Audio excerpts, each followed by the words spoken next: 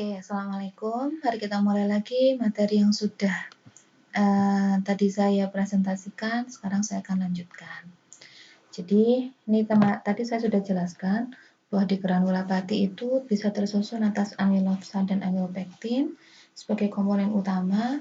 Lalu ada beberapa komponen kecil lainnya seperti lemak, kemudian fosfat monoester, bahkan juga termasuk protein atau enzim bisa didapatkan. Nah, maaf ya, kalau ada sedikit gangguan suara atau sebagainya. Nah, di sini kita masuk kepada ukuran dan juga bentuk dari granula. Nah, seperti yang saya sudah jelaskan dengan foto yang sebelumnya ini, jadi ukuran granula ini sangat beragam ya. Yang paling besar bisa sampai 100 mikrometer, bahkan sampai ukuran kecil juga ada 0,2 mikrometer. Biasanya yang paling besar itu punyanya siapa? Punyanya nih potato. Potato itu besar. Ya, kemudian kalau sereal biasanya kecil-kecil, lebih kecil. Kecuali yang paling kecil itu beras. Yang paling kecil amaran, sorry. Yang paling kecil ada amaran atau Chinese taro. Ya, kalau dilihat gambar ini nih, lihat beras itu kecil sekali. Ya, corn itu ini yang gambar corn tadi ya, kedua kecilnya. Beras paling kecil agak besar ini adalah taro. Taro yang besar sekali. Taro bahkan tapioka juga cenderung besar. Nah, kalau morfologinya selain ukurannya bisa bulat smooth, oval, ataupun bentuknya spherical shape ini kotak-kotak agak lonjong-lonjong, bahkan bisa nih flat, thin, bisa tipis, bisa juga tadi yang smooth oval tadi atau irregular. Jadi kayak gambar di sini bisa dilihat nih. Ini tipis ya, dari gambarnya ada 3 dimensi. Ini smooth, oval ya, lebih ke arah oval. Bulat, ini yang tidak beraturan sudutnya. Nah, starch granula itu pasti, kata kuncinya adalah insoluble. Dia sebenarnya tidak larut air. Buktinya apa? Kalau kalian larutkan tepung, pasti dia mengendap. Bentuknya suspensi, bukan koloid. Itu adalah bukti dia insoluble. Kemudian, slightly hydrate in cold water. Jadi, bisa kalau dia pada air dingin, dia bisa patinya tadi menyerap airnya. Karena ini disperse in water producing a low viscosity slurries. Jadi kalau dia dilarutkan dalam air, dia sebenarnya ya nggak larut sih, tapi terdispersi. Tadi saya katakan dia nggak larut tapi terdispersi, terus kemudian agak sedikit kental, tapi rendah. Beda kalau yang hot water kan ada gelatinisasi ya, pasti dia akan kental. Nah ini, foam paste and thicken only after heating with stirring at about 80 degrees Celsius. Jadi kalau dengan air panas dia akan terjadi proses pembentukan pasta atau gelatinisasi yang kemudian menyebabkan pengentalan tadi agak kental thickening tadi. Nah ini ada terkait starch granule density. Jadi tadi saya katakan granula itu sebenarnya adalah sebuah tempat wadah yang sebenarnya sudah tempat yang padat, dense itu kan padat. Dari apa sih kepadatannya? Itu kepadatannya sebenarnya adalah dari struktur semikristalinnya, susunan semikristalin dari amilosa dan amilopektinnya. Biasanya sih sekitar 1,5 gram cm kubik dan tidak larut pada suhu ruang, pada air. Terus, nah granula ini sebenarnya tadi kalau mau benar-benar kita dapatkan pati yang murni kan makanya cara pembuatannya di awal tapioka tadi adalah ditaruh air dulu ya, dilarutkan, terus nanti disedimentasi, disentrifugasi, baru filtrasi itu bisa dapat zat granula yang baik. Tadi yang sebaiknya seperti apa, sampai berapa kali harus diulang proses itu sehingga murni bisa dapat granula yang kita inginkan. Makanya di gambaran tadi kan ada berbagai tahapan. Oke. Ini tadi sudah jelaskan ya, jadi bentuknya bisa polimodal, jadi bisa banyak bentuk range-nya, bisa besar atau kecil, kemudian bentuknya bisa smooth ataupun yang faceted surface itu tadi kayak bersudut-sudut. Tapi ingat, granular shape and size ini not directly related to functional properties. Jadi nggak ngefek, apakah selalu yang bundar itu selalu kental gitu Bu. Apa yang kecil itu dia selalu encer, enggak ada hubungannya. Tetapi kenapa kita juga perlu tahu granular size and shape ini? Karena dia akan bermanfaat untuk ini identifikasi dari jenis spesies pati. Jadi bisa saja kita mendapatkan data oh pati resistennya itu ternyata gambarnya begini, kemungkinan besar pasti pati resistennya ini berasal dari pati tapioka atau pati potato atau sebagainya. Oke, ini gambarannya juga masih gambar granula. Nah, ini versi lainnya, tapi kalau dilihat pasti sama. Potato besar, tapioka agak besar, rice kecil, corn tidak beraturan agak sedang. Oke.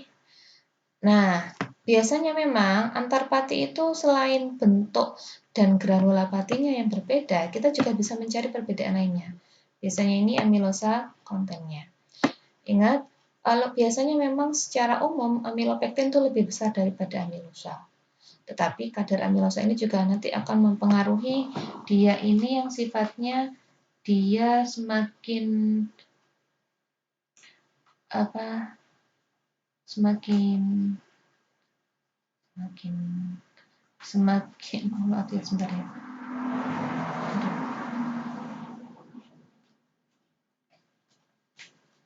Oke, semakin dia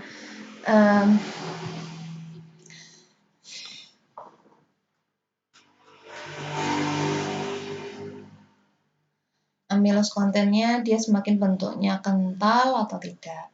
Lalu perbedaan antar pati itu juga biasanya berupa suhu gelatinisasinya berbeda atau viskositas atau pastinya oh ya ini kental atau tidak tadi itu, terus dia setbacknya suhunya berapa, kekuatannya, gelsnya sama clarity-nya, kecerahannya seperti apa. Jadi ini adalah beberapa karakteristik yang berbeda antar pati itu.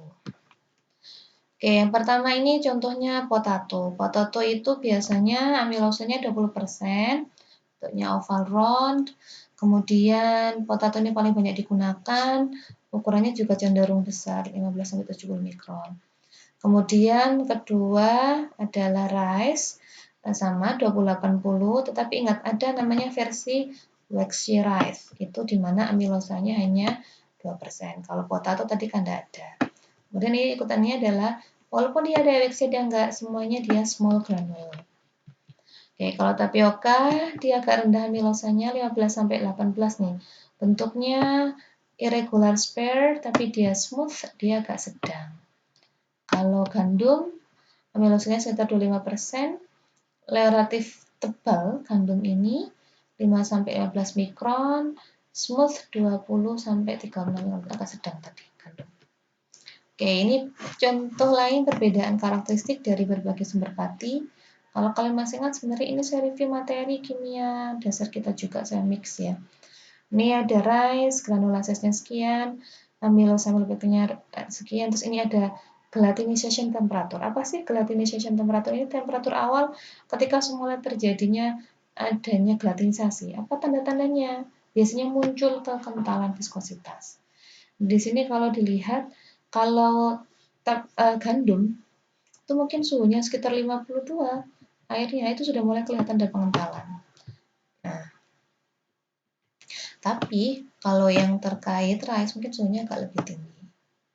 Mungkin makanya kalau kalian bikin bubur beras sama bubur dari tepung terigu nanti mungkin ketara, kelihatan bedanya suhu mulai dia mengaduk, mulai timbul kekentalan itu dia akan berbeda.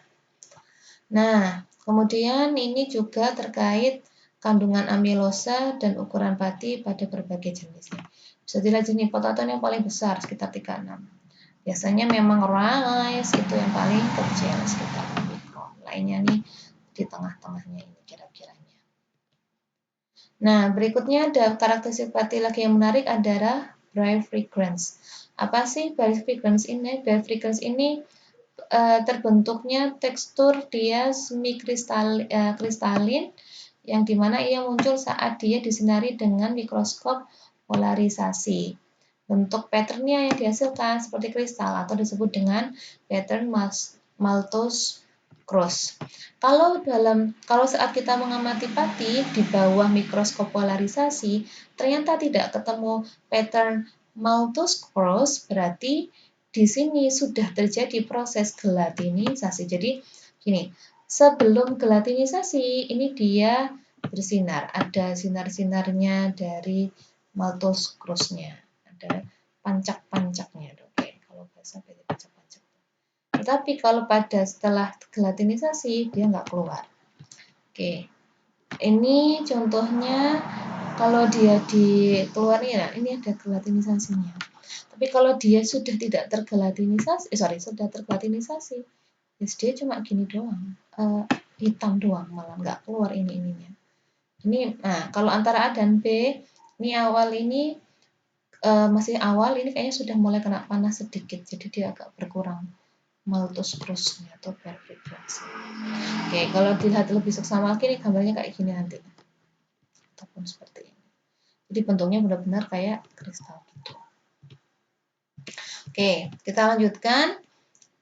Setelah kita paham granulopatinya, sifatnya seperti apa ini, sekarang kita masuk ke materi berikutnya lagi terkait karakteristik pati, yaitu pada amilosa dan amilopektin. Ingat, amiloplas itu terdiri atas granula, granula terdiri atas struktur amilosa amilopektin yang membentuk struktur semi kristalin. Oke, ini sudah granula tadi ya. Nah, sekarang biodegradatif juga sudah. Saya kayak melekat tadi. Nah, sekarang nih, amilosa dan amilopektin. Jadi, biasanya amilosa memang jumlahnya lebih sedikit ketimbang amilopektin. Bisa 20 sampai 30. Walaupun keduanya sebenarnya sama. Dia adalah monomer dari alfa D glukos ya. Bedanya kalau amilosa ikatannya adalah alfa 14. Kemudian kalau amilopektin itu ingat, alfa 14 dan alfa 16. Jadi, amilopektin itu jangan bilang hanya ada alfa 16-nya aja. Enggak, tapi alfa 14 dan juga alfa 16 ya. Jadi, dua ya, ingat ya. Oke. Nah, ini dia. Kalau mau tahu apakah dia sifatnya seperti apa, itu di sini. Biasanya yang paling berpengaruh adalah proporsi dari amilosa dan amilopektinnya. Kalau proporsi amilopektinnya lebih tinggi, maka dia biasanya dikenal, kalau proporsi amilosanya, amilosanya biasanya jadi ukuran adalah ini. Kalau dia karak banget, kering banget, amilomais itu kayak beras yang nggak kenyal itu, amilosanya bahkan sampai 50%. Kalau dia waxy banget, dia bahkan amilosanya bisa turun, bahkan hanya sekitar 3%. Kayak ini tadi ya, jadi starch itu terdiri atas amilosa amilopektin. Nah, perbedaan lainnya mungkin kemarin kan sudah banyak ngumpulin. Kalau amilosa, dia itu ikatannya lurus yang warna biru, membentuk warna biru dengan iodin. Kalau amilopektin, dia itu bercabang, cabangnya 16, dia kalau direaksikan dengan iodin, bentuknya warnanya adalah coklat ya. Oke, jadi ini sebenarnya.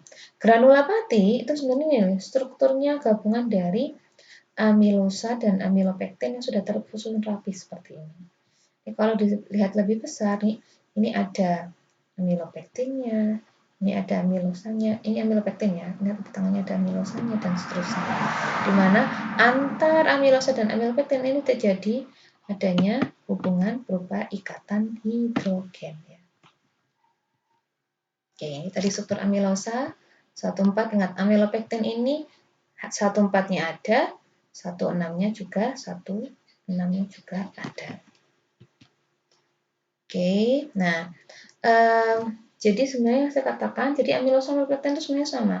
Mereka semua tersusun atas satu monomer, yaitu monomer glukosa. Kalau dia mau dari pati menjadi glukosa, prosesnya hidrolisis. Kalau kebalikannya adalah kondensasi. Amilosa itu dia, saya katakan tadi strukturnya adalah lantai lurus. Tapi rantai lurusnya ini ternyata kalau dilihat nggak benar-benar lurus. Tapi dia berbentuk kayak benang berpilih muter-muter gini. Jadi dia bentuknya kayak helix sebenarnya. Oke. Nah, kalau amilopektin bentuknya akan bercabang-cabang, kira-kira kan seperti ini. kayak benar-benar cabang besar gitu. Oke, kalau dilihat lagi, nah ini tadi yang saya gambarkan ini akan seperti ini. Jadi organisasi dari granulopati yang terdiri atas amilosa dan amilopektin itu seperti ini. Jadi ini bisa dilihat amilopektinnya biasanya bentuknya sebelah kayak sapunya gini. Amilosanya ini dia beragam, bisa di tengah-tengahnya ini lurus, ini amilosa, ini amilosa, tengah sini amilosa, amilopektin. Jadi amilosa ada di dekat dan menjadi bagian dari kristalnya dari amilopektin. Amilosa ini sebenarnya lebih banyak terkonsentrasi pada periperi, sedangkan amilopektin pada bagian tengahnya granula. Jadi ini lebih banyak ke amilopektinnya, baru amilosa di bagian agak luarnya. Jadi ini kayak bisa dilihat ini ya gambarannya. Nah, inilah tadi kan kenapa kok bisa ketemu struktur semikristal ini? Jadi ketika yang dia isinya adalah amilopektin semua, amilopektin, amilosa semua yang di luar, yang ini kan lurus semua ya, nggak percabangan ya. Yang lurus semuanya ini, ini strukturnya adalah struktur yang akan membentuk struktur kristal yang lurus semua. Sedangkan dia yang ada percabangannya, ada si alfa 16-nya ini, dia membentuknya struktur yang lurus. Makanya bisa terbentuk semikristal karena ada yang cabang, yang agak gonggang, kemudian ini yang padat dari kumpulannya si amilosa. Amilosanya di luar, amilopektinnya di dalam. Maaf ya, saya nggak, kalau bunyi klik-klik-klik, saya nggak menemukan mouse saya. Oke, nah ini perbedaan lagi antara amilosa dan amilopektin. Jadi amilosa ini nih gambarnya tuh dia helix lurus tapi dia agak berpilin. Kemudian dia besar, bobot molekulnya sekitar 10 pangkat 6, sekitar 25%. Kalau amilopektin 1,4 dan 1,6. Lebih besar lagi bahkan sampai 10 pangkat 8 dan dia sifatnya kental waksi. Oke, ini gambarnya perbedaan amilosa amilopektin. Nah, perbedaan lainnya nih kalau dilihat. Amilosa itu dia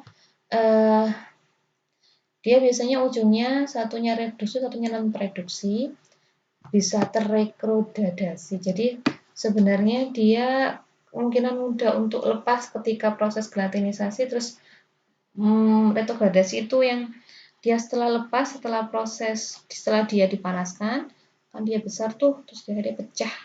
Nah, terus dia balik lagi dingin untuk bertemu teman-temannya itu amilosa. Sehingga yang dihasilkan, dia karena mau bergabung lagi dengan teman-temannya, terretrogradasi membentuk ikatan hidrogen setelah didinginkan. Oke.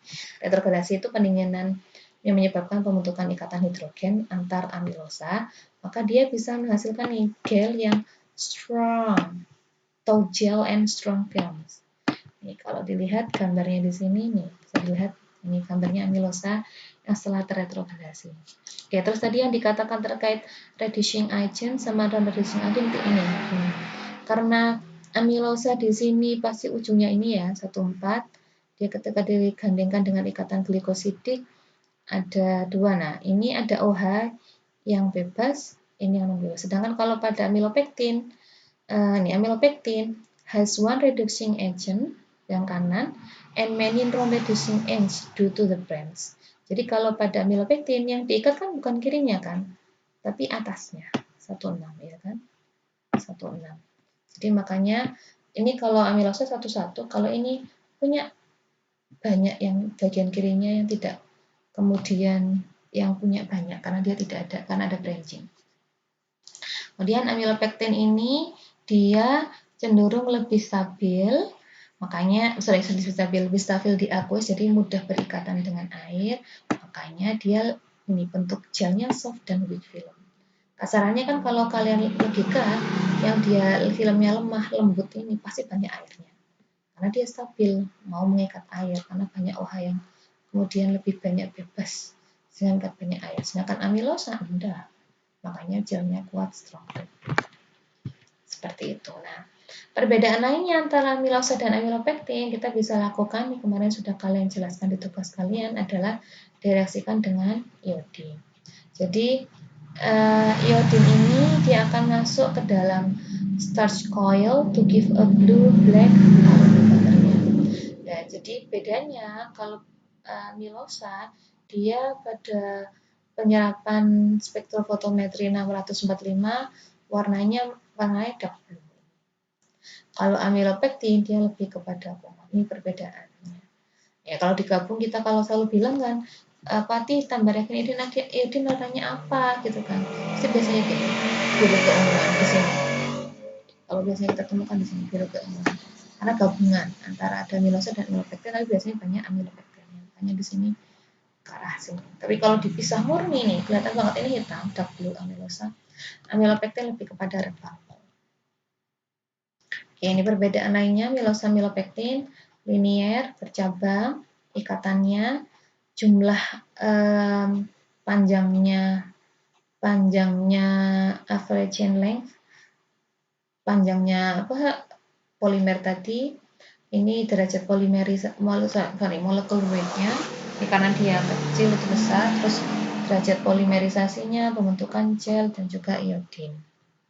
Ya udah, genep ya terkait struktur ikatan kalsium fisikokimia amilosa amilopektin. Untuk terkait ini yang di pokok pembelajaran yang kedua. Nah, sekarang kita masuk ke komponen minor pada granula dan pati. Sorry. Mohon maaf, mungkin saya harus istirahat lagi ya. Yang ini tadi baru saya jelaskan terkait ini ya. Konsep preference pada struktur granula pati. Sekarang kita akan masuk ini. Perbedaan struktur ikatan fisikokimia seperti pada yang masih terkait amilosa dan amilopektin. Sebelum masuk ya. Oke. Jadi ingat, semua pasti mengandung amilosa dan amilopektin yang berbeda. Berbedanya ini pasti akan beda tiap tipenya. Nah, oke, saya langsung skip aja ke sini ya. Jadi kita sebenarnya bisa memodifikasi pati itu banyak cara. Bisa secara kimia, fisika, atau bahkan secara genetiknya. Jadi kalau di genetiknya itu juga bisa mempengaruhi persen perubahan amilosa dan amilopektinnya. Nah, amilosa ini increase with increasing age of the tissue from which the starch was isolated. Kalau pernah dengar istilah nggak? Pari anyar, pari lawas ya. Kalau pari anyar, beras baru itu biasanya dia lebih suka air. Ya, makanya kalau orang bilang, oh ini beras baru nak, biasanya airnya dikit aja karena dia gampang menyerap air. Dia amilopektinnya masih tinggi. Kalau ini beras kawak nak, beras lama, itu biasanya tinggi amilosanya. Makanya airnya harus tetap banyak. Nah, secara umum sebenarnya semua non-mutan itu belum dimodifikasi itu pasti punya banyak amilopektin ketimbang amilosa. Nah, ini adalah catatan total amilosa dari beberapa pati sebelum dimodifikasi. Nah, kalau sudah dimodifikasi, maka biasanya dimodifikasi, tadi saya katakan, kita bisa mengubah karakter patinya melalui modifikasi mutan atau genetiknya, maka dia akan muncul varietas baru. Waxy barley, waxy maize, waxy rice, potato, sorghum. Itu pasti isinya 100% amilopektin. Amilosa yang dibuang. Atau kebalikannya, high mutant amylose. Jadi amilosanya yang tinggi. Amylomyces 5 sampai 53% amilosa, Amylomyces 7 sampai dia menghasilkan 70% amilosa, bahkan Wrinklepie 66% amilosa. Nih, jadi dia sampai kayak gini nih, wrinkle ini. Jadi dia sampai menunjukkan bahwa amilosanya tinggi. Oke, nah sekarang masuk kepada komponen yang termasuk komponen minor di dalam pati. Tadi saya katakan yang minor di pati adalah lipid, protein, sama fosfat. Kenapa komponen-komponen ini juga penting? Karena komponen ini ternyata juga mempengaruhi pada suhu kewasaan, kekentalan, stabilitas, kecerahan, dan juga retrogradasi. Tapi sebenarnya komponen mineral ini juga bisa dihilangkan selama proses penyiapan pati. Jadi ini, well-washed cereal starch samples contain 0.3% protein and under 1% lipid.